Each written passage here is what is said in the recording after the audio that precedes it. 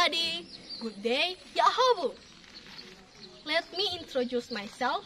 My name is Graciela Hana Kaldenggula. I come from UPTD SMP Negeri 1 Ulmoro. I'm 8th grade. Before, the Honorable Head of Library Department and District Archive of Nias Barat, the Honorable Jury Team of Storytelling Competition, the Honorable Organizing Committee of Storytelling Competition, and the Honorable Competition participants. Literary greetings. This time, I will tell a story by the title Perjuangan Ki Hajar Dewantara. Ki Hajar Dewantara lahir di Yogyakarta pada tanggal 2 Mei tahun 1889. Berasal dari lingkungan Keraton Yogyakarta, ia lahir dengan nama asli Raden Mas Soewardin Soeharyaningrat. Sebagai keturunan Ningrat, ia berkesempatan menempuh pendidikan bersama anak-anak Eropa di Hindia Belanda. Bagaimanakah ia kelak membuat marah para penjajah dan menjadi pahlawan pendidikan? Mari kita dengarkan bersama cerita Ki Hajar Dewantara. Ki Hajar Dewantara kecil bersekolah di sekolah untuk orang Eropa, yaitu ELS. Ia lalu melanjutkan sekolahnya di Sofia, Sekolah Dokter Bumi Putra, pada tahun 1905. Karena kerap sakit, ia tidak dapat menamatkan sekolah tingginya. Sejumlah sumber lain mendapati bahwa perintah Belanda lah yang memutuskan beasiswa tingginya pada tahun 1910.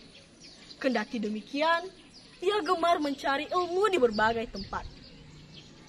Ki Hajar Dewantara belajar beragam hal baru dari menggeluti profesi sebagai wartawan.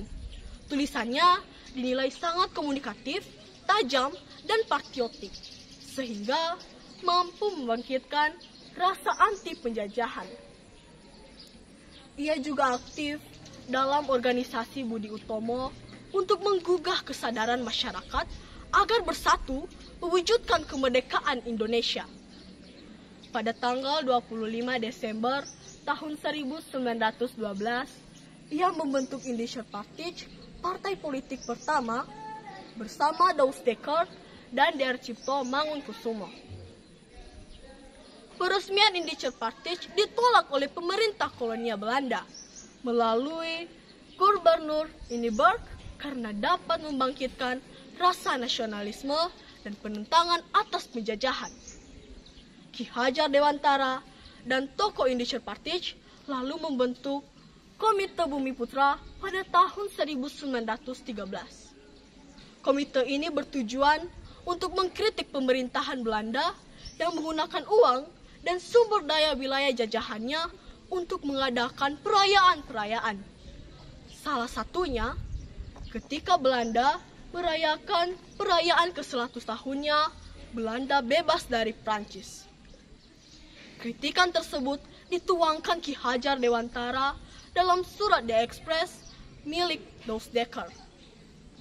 Kutipan Ki Hajar Dewantara yang berjudul Als ik een Nederlander was, yang seandainya aku seorang Belanda. Kritikan tersebut membuat marah pemerintahan Belanda, sehingga Ki Hajar Dewantara diasingkan ke Pulau Bangka. Tulisan Douws Dekker dan Der Cipto Mangunkusumo yang diniatkan untuk membantunya juga dianggap pemerintahan Belanda sebagai tulisan menghasut rakyat. Keduanya juga diasingkan di berbeda tempat.